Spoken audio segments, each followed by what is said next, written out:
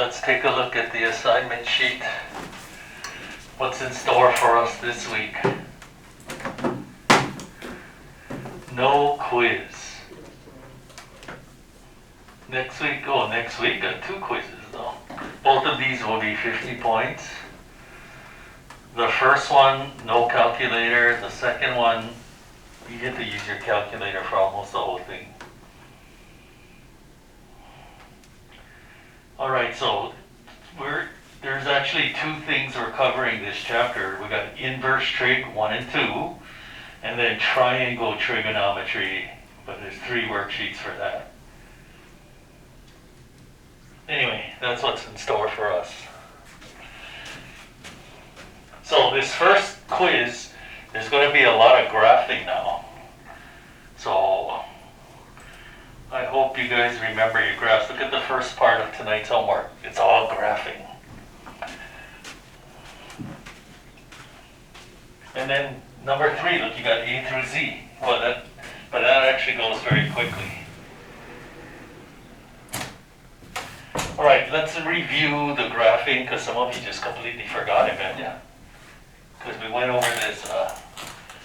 Before I forget, you guys know that on February 4th, since you're in PCH, you're going to take the AMC 12.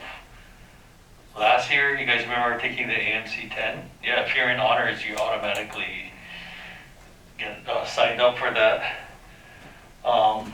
Normally, we count it as a quiz in this class, but we're not going to count it this year because this year is special. So do you guys even know why you take that test? Just so teachers can give you pain? No, because it's a national test to locate students of exceptional mathematical ability. So what are you thinking? Why am I taking it then? You're in honors at the top math school in Hawaii. What do you expect? Anyway, so here, let me tell you what happens. Okay, you take the AMC 12. If you get a qualifying score, normally it's about 100 points, then you get invited to take the next test. So this test is, I forget already about 80 minutes. Do you guys remember? Something like that. Anyway, so if you get like around 100 or better, you get invited to take this test, the American Invitational Math Exam. This is a 3-hour test, 15 questions. If you do well on that, then you get invited to take this test. This is a 7-hour test given over 2 days. So once in a while we have students at our school that qualify for this.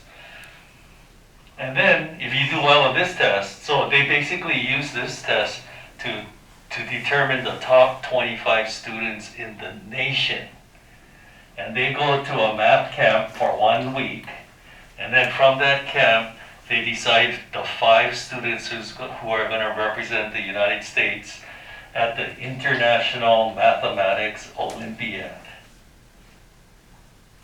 So that's the progression for that. So the first step is to do well on this test. You want to get 100 or better. Sometimes it goes down to like 94 or something, depending. But usually it's 100 points. And you guys remember how the thing is scored from last year? Woo! Anyway, you're going to get 25 problems. They are 5 points each. Is it? Or did they change it? No, it's 25 problems, 6 points each. So if you get the problem correct, you get 6 points. If you leave it blank, you get 1.5 points. And if you get it wrong, you get 0 points. And then you want to try to get 100 points from that. We're going to do some practice problems before then. But this is not until February 4th. So everybody here is going to take it. It's before, you have to report to Seton Hall at 7:30 on that day and whatnot. But if you want a second chance to qualify for the next test, then you have to sign up on your own. So if anybody's interested in that, you have to sign up over there. So we're taking the AMC 12A, but there's also a B test. So if you want to sign up, put your name over there. Don't don't everybody rush up and, make a crowd over there. You can do it after class. All right. So what's going to be on the next quiz? Well, the first thing I said is the graph. We already went over the graphing last week, but remember, the key to doing all of this is to remember the range, because each of the inverse trig functions have ranges. So which ones are between 0 and pi? Do you guys remember? Cosine inverse, secant inverse, cotan. See, some people remember. And how do you remember that? Because you have an odd number of c's. 1, 1, 1. That's odd. See? 0. Odd. It's easy to remember. The other range is from negative pi over 2 to pi over 2. Shoots. In fact, just memorize 3 of them, and then the other 3 are in the other category. There's only 2 categories here. Sine inverse, cosecant inverse, and then tan inverse, because they have an even number of c's. But like I said, just memorize one of them, and then the other 3 are in the other one. Okay, so when you graph, I already told you how I graph, but some of you probably purged it already, yeah? Because what else are you going to do? Just memorize 6 more base graphs? No, why you want to memorize, but you can just figure out how to do it. So for example, how do you graph? Pick one. Somebody pick one. Tangent. Which one? Tangent. This one? Yes. Okay. So this is what I do. First you remember the range. The range is from negative pi over 2 to pi over 2. And then what you do is you think about the graph of regular tangent. Regular tangent looks like this.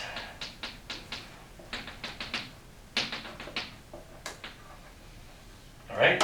One period. And then you think of points like, what is this point here? 0, 0, 0. So to find the inverse, you switch the x's and y's, you get 0, 0. Oh, by the way, let's put in the asymptotes. This is x equal negative pi over 2, so in the inverse, it's going to be y equal negative pi over 2. This is x equal pi over 2, so if you switch, you get y equal pi over 2. Okay, and then what is that point right there? Pi over 4, 1. So switch it. 1 pi over 4. So you know then the graph is going to go up like this. So what you do is you just plot a few points. Think of the regular graph and then just switch the x's and y's, but you have to do it in the range. If you don't put it in the range, if you don't get these ranges down, it's all over. It's all over but the crying. And then of course, then you're going to have to do stuff to this graph. So this is your base graph, and then you're going to do things to it. Like what could I do? How about something like this? Dun, dun, dun. I could give you something like this for homework or the quiz. What does this do to the graph? And you know what? I'm just going to put plus pi. That would be better. What does that do? It multiplies the y coordinates by 2. So if I multiply this by 2, it becomes pi. Multiply that by 2, that becomes negative pi. And then what does this plus pi do? Shift it up pi. So if you shift the whole graph up pi, what's going to happen? This asymptote comes here. This is 2 pi. This asymptote comes up here. And then that's what the graph looks like. And you know already, you know what I'm going to give you, right? You know you're going to get this. I'm going to keep giving this to you. I'm telling you, this is one of the problems on the quiz already. I'm telling you. So all that's going to change is it's either going to be a 1, 2, or a 3 here. And how many times are we going to have to do it? Like, think of it like this. So shift it 1 to the left, and then reflect it over the y. At this point already, if you guys don't have it down yet, just memorize the darn thing. I don't like saying that, but you got to do something to get it down. All right, so that's the whole part of. In fact, should I do one of those problems for homework? You know what? I will. I'm going to do one G for you, and then one H and I are very similar. So I'm doing one of your problems for the homework. Graph this. graph that? Yes. Do you know how to graph that? Yes. Do you know how to add? Yes. Okay, then there we go. Okay, let's graph this first one. How do you graph that? First, remember the range, which is, plus it's written down over there, 0 to pi. So here it is, right there. Okay, and then here's 1 and -1. And then think of the graph of cosine. The graph of cosine looks like this, right? So, what is that point? 0, 0, 1. So if you switch it, you get 1, 0. What about that point? Pi over 2, 0. If you switch it, you get 0, pi over 2. What about this point? Pi, -1. Switch it, -1 pi. So that's why the graph looks like this. Okay, now how do you graph this? Remember the range. What is the range? -pi over 2 to pi over 2. And then think of the graph of sine. Sine looks like this. What is this point? 0, 0. So if you switch it, you get 0, 0. What about that point? Pi over 2, 1. Switch it. 1 pi over 2. What about this point? -pi over 2, -1. So switch it. -1, pi over 2. Connect the dots. Oh. Connect the dots and you get that. And then you just add it. We've done this before on previous homeworks. Okay, let's do it in orange. So basically just add the y coordinates. So what is -pi over 2 plus pi? Pi over 2. What's 0 plus pi over 2? What's 0 plus pi over 2? And then what about all the other points in between? Like what happens there? What happens when you add 2 of these? You get that. Hey, Mr. Park, every time I add, you just get pi over 2. So if you take this negative value and subtract it from that, you get pi over 2. So, and you take that value, add it to that, you get every time, you simply get pi over 2. So it just comes out to a horizontal segment. And of course, you can check that on your graphing calculator. So what did we just learn in this problem? We just learned an identity. Cosine inverse x plus sine inverse x is always equal to pi over 2. Or 90 degrees if you want to think of degrees. Remember, inverse trig functions are angle measurements. That's what they are. They're angle measurements. Why would that be? Why would cosine inverse x plus sine inverse x always equal to pi over 2? Well, let me draw a triangle for you, okay? How do you draw an angle that's cosine inverse x? Now, cosine inverse x means the cosine of what angle is equal to x. So how can you draw a triangle so that the cosine of this angle is equal to x? What is cosine? Adjacent over hypotenuse. That angle is cosine inverse x, because the cosine of that angle is x over 1. Okay, so this angle here, I'm just going to call it cosine inverse x. What about this angle over here? That's sine inverse x, because the sine of that angle is equal to x, opposite over hypotenuse. So look at that picture. Why is cosine inverse x plus sine inverse x always equal to 90 degrees? Because duh, right? In a triangle there's 180 degrees, but that's 90, so therefore these two gotta add up to 90. Okay, so, and then you're gonna do the same kind of thing when you do h and I. So, luckily I did this one for you, plus it's in the video anyway. I'm gonna leave up the range up there, because you're gonna need it. Okay, so look at the next bunch of problems. So number 2, you have to know the base graph to answer those questions. So I think you guys remember how to do that. I hope. Well, why did I erase it then? Okay, here. I'm going to redraw it. This is the graph of tan inverse x, yeah? Okay, so remember, this is pi over 2, negative pi over 2.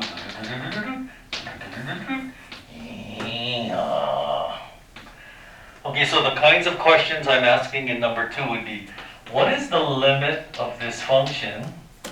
But I'll put the function there as x approaches infinity. Remember we did this in rational functions? When you have asymptotic behavior, we have asymptotes here. So what does that mean? What do I look at as x approaches infinity? That means as the graph is going out to the right. As the graph is going out to the right, the y coordinates are getting closer to pi over 2, because that's what the horizontal asymptote is. What is the limit of this function, tan inverse x, as x approaches negative infinity? That means as the graph is going out to the left, the y coordinates are getting closer to negative pi over 2, because that's what the horizontal asymptote is. This is how we describe asymptotic behavior. Just like this. No, never mind, I'm not going to ask you that. It's only going to be on the inverse trig functions. Okay, and then number 3 on tonight's homework, you just have to compute values. So let's practice some of those. Oh, today's lesson's going to be really short. I'm going to finish early. Okay, what is cosine inverse 1/2? Now, what does that even mean? This means the cosine of what angle is 1/2, but your answer has to be in the range. If you give me an answer that's not in the range, wrong, fatal error. It has to be in the range. That's why, if you don't know these ranges, you're pretty much going to fail this chapter right there. Also, this is why you got to know your trig values. Cosine of what angle is 1/2? Pi over 3, 5 pi over 3. But you have to pick the only one that's in the range. So which is the only one that's between 0 and pi? Pi over 3. What if you put pi, because every single year, there's always 2 or 3 clowns that they're going to put 2 answers. But you cannot have 2 answers. You know why? Because it's a function. A function means for every x, there can only be one y. There can only be one answer. So if you give me more than one answer, that means you don't know what's going on. You have to know the range. Okay, let's do another one. Sine inverse root 2 over 2. So in your head, you're thinking sine of what angle is root 2 over 2, but you need the answer to be in the range. So you're thinking, okay, pi over 4, 3 pi over 4. Which is the only one in the range?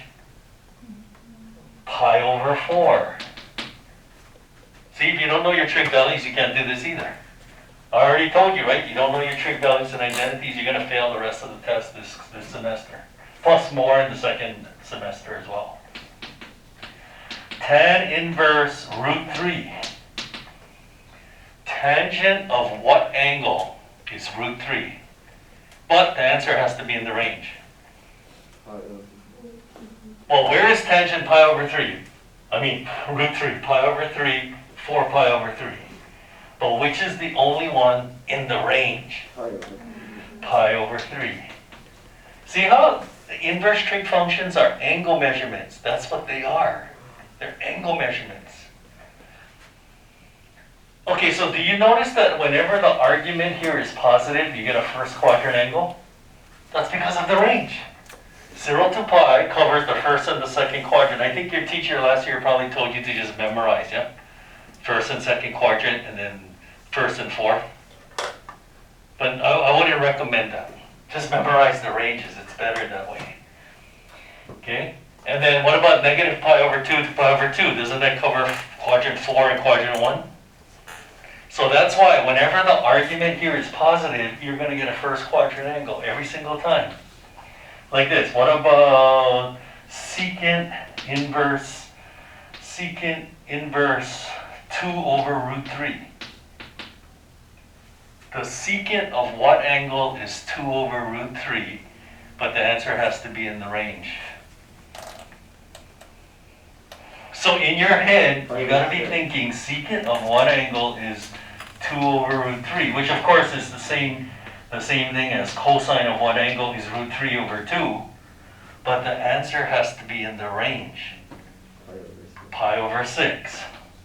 So again, when this argument is positive, you're going to get a first quadrant angle. Easy, right? Okay, but here's the problem. Every year, when I make the argument negative, that's where students, that's where they get their mistakes. Cosine inverse negative root 3 over 2. So in your head, you're thinking cosine of what angle is negative root 3 over 2, but your answer has to be in the range. Look, cosine of what angle is root 3 over 2? Come on. 5 pi over 6 and 7 pi over 6, but which is the one that's in the range? Only one of them is going to be in the range. 5 pi over 6. Are we getting this? You guys did this, I know you did this last year. I looked at the book. I'm teaching a 5th grader trigonometry. He already knows the ranges already. Sine inverse negative root 2 over 2. Sine of what angle is negative root 2 over 2? Well, you got, it's down here, right? So it's going to be either, what is this? 5 pi over 4, 7 pi over 4? Negative pi over 4. Okay, very good. It's neither. The answer is negative pi over 4. How come? Because that's the only one that's in the range. Because I heard some people say 7 pi over 4, but 7 pi over 4 is not between these two things, right?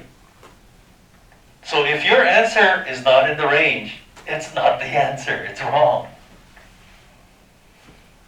You guys understand? Now, some of you are thinking, yeah, but Mr. Park, isn't 7 pi over 4 and negative pi over 4 at the same place on the unit circle? Yes, it is. But numerically, it's not in the range. You guys understand the range? You guys are nodding. Then how come 5 of you are going to get butchered on this part over here? You have to know the range. Okay, let's do some more. Tan inverse negative root 3. Now let's go negative root 3 over 3. Tangent of what angle is negative root 3 over 3? So you should be thinking this, right? So what's the answer? But the answer has to be in the range. Negative pi over 6. How come not 11 pi over 6? Because it's not in the range. It's that simple. Cotan inverse negative 1. Cotangent of what angle is negative 1? That's the same thing as saying tangent of what angle is negative 1, right? The reciprocal. But what's the one that's in the range? For cotan inverse, it's 0 to pi, so what's the answer? 3 pi over 4. So you have a whole bunch of those problems at the beginning. And then, let's just erase this. And I know you did this last year because we were just talking about it at the department meeting last week. What is the cosine of tan inverse 3/4? Super important in calculus.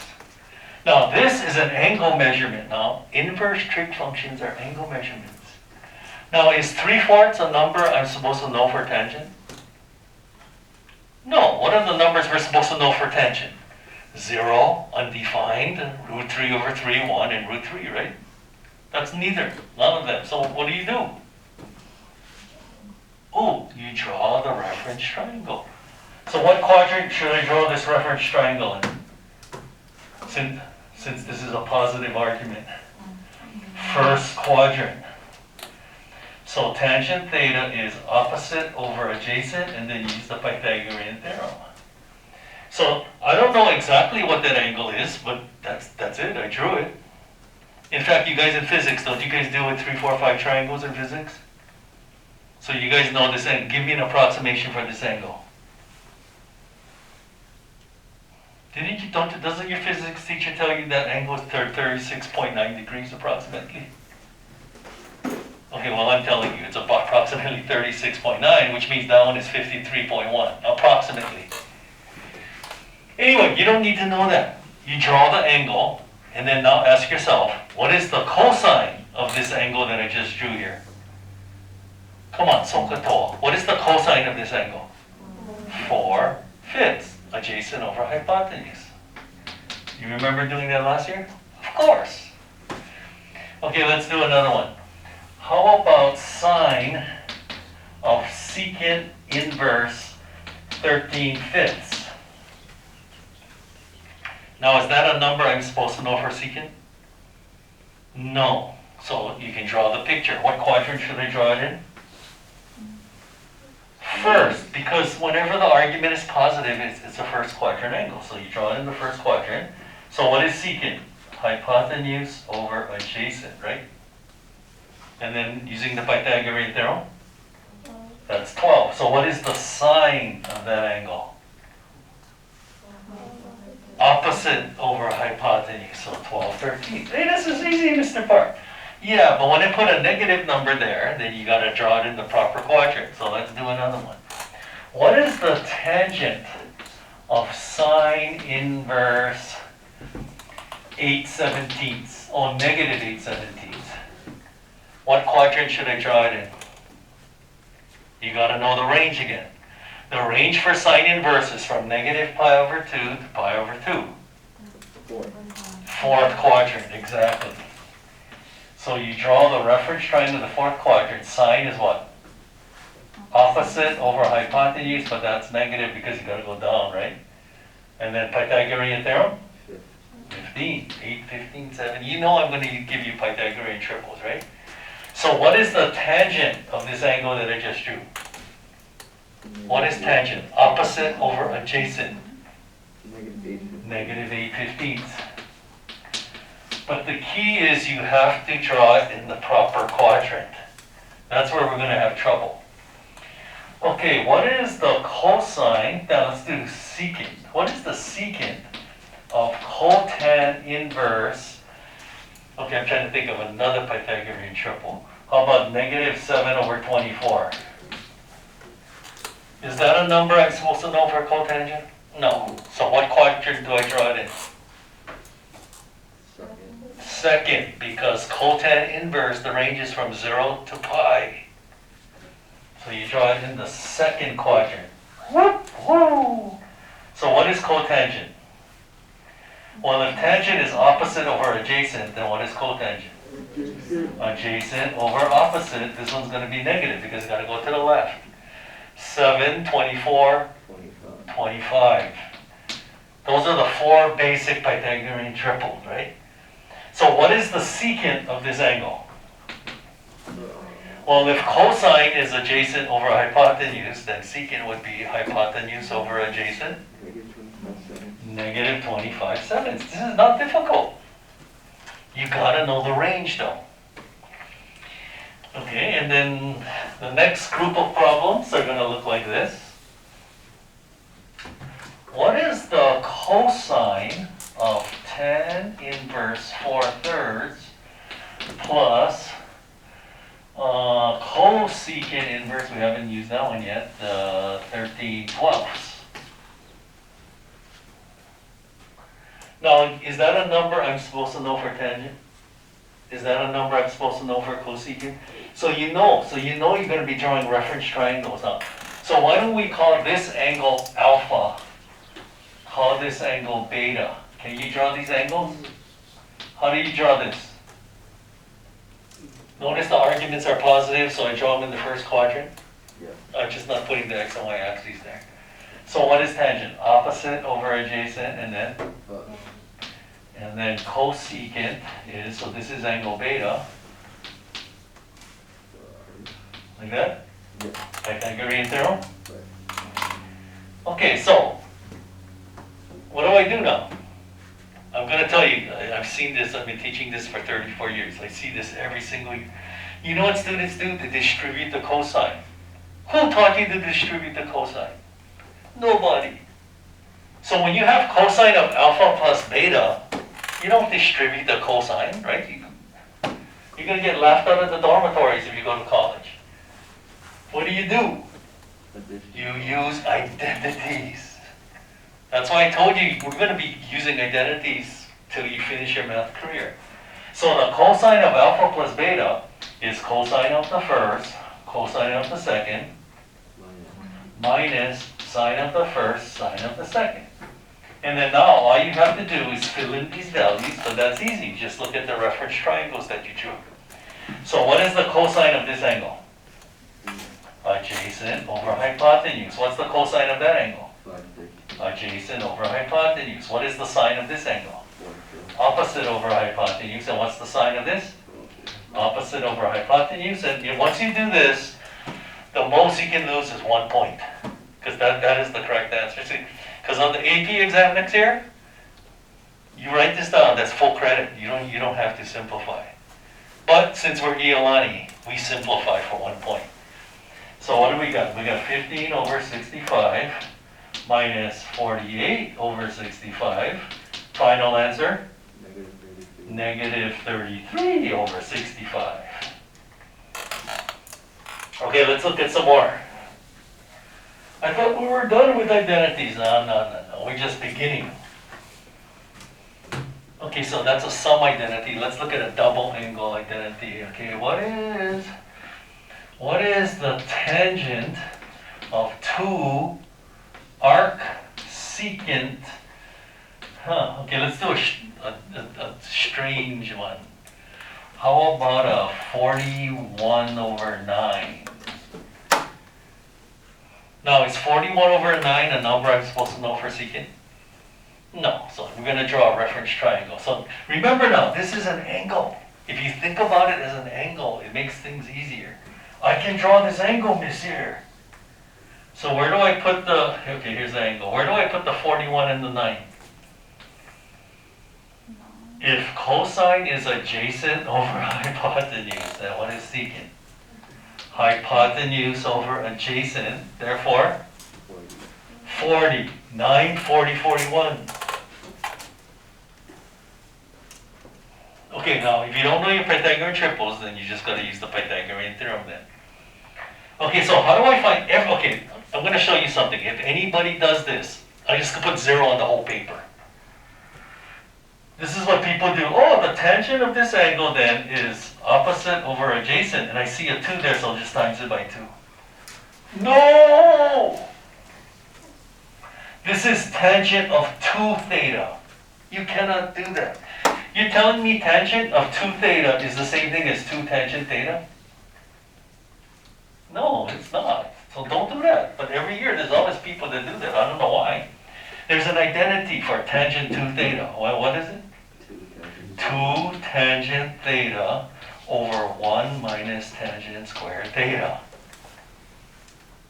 Okay, now you look at the reference triangle. Tangent theta is 40 over 9. So 2 times 40 over 9 divided by 1 minus 40 over 9 squared. And then you can simplify that for 1 point, right? Okay, so we did sum and difference, double. Let's do a half angle identity. Which one shall we do? 10 of 1/2 arc sine. No, I don't want to do arc cotangent. No, I changed my arc cosecant. Okay, let me think of a different Pythagorean triple. 61 over 60. So can you draw, this is an angle, right? Can you draw this angle? Yeah. Well, if sine is opposite over hypotenuse, what is cosecant? Hypotenuse over opposite. Pythagorean theorem? Or Pythagorean triple? 7. No. Didn't we do this in logic? I went over the Pythagorean triples in logic, but no. Look, 3, 4, 5. 5, 12, 13. 7, 24, 25, right? When the first number is odd, there's a distinct pattern that we completely forgot. Yeah. Plus SAT prep, I know some of you were in my class, we went over it then too. Look, what is 3 squared? 9. What do 4 and 5 have to do with 9? They add up to 9, and they're consecutive integers. What is 5 squared? What do 12 and 13 have to do with 25? Oh. What is 7 squared? 49. What do 24 and 25 have to do with 49? Duh, they're consecutive integers that add up to that. So when you have 9, what is 9 squared? 81. What consecutive integers add up to 81? 40, 41. That's the one we just did over here, right? And then now we have 11, 60, 61. So that's where that has to be 11. Anyway, if you can't figure it out, then use the Pythagorean theorem. Just go, oh, I'm going to call this x. X squared plus 60 squared is equal to 61 squared. Now I know you guys know 60 squared is 36 followed by 2 zeros. Well, what is 61 squared? That's right. Okay, what if you're in a Turkish prison? And the only way the guard is going to let you go free is you got to be able to do that in your head. Can you do it? Just do this. Look, 60 plus 1 squared. Do you guys know how to go a plus b quantity squared?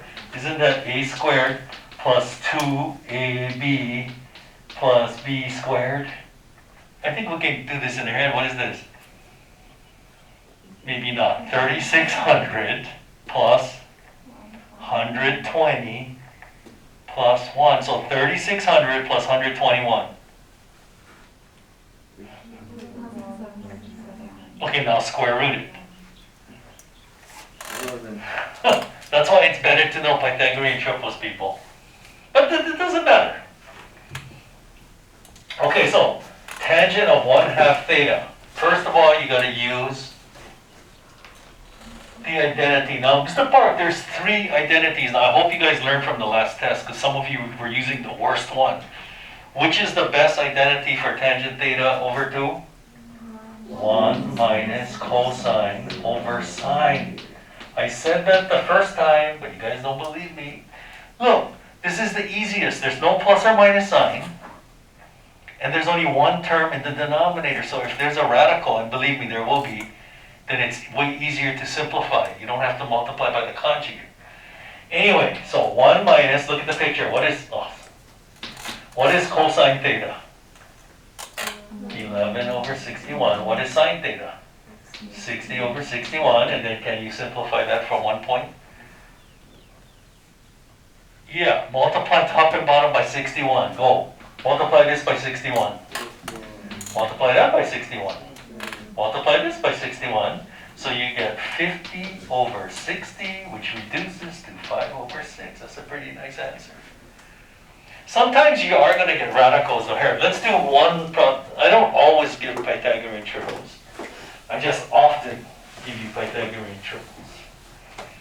Let's just do something with a radical. Okay, how about cosine 2 times arc tangent?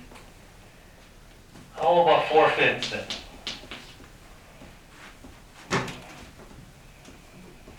Is 4/5 a number I'm supposed to know for tangent?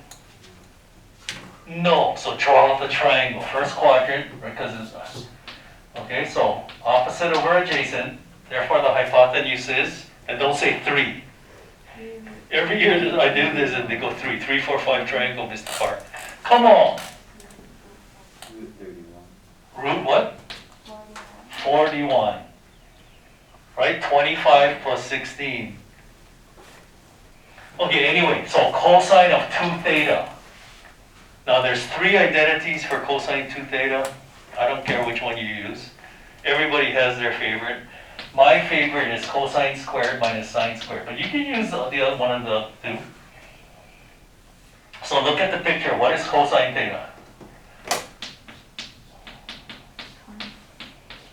Why start now, yeah? 4 over root 41 squared. And then what is that? 25 over 41 minus 16 over 41. Final answer? 9 over 41.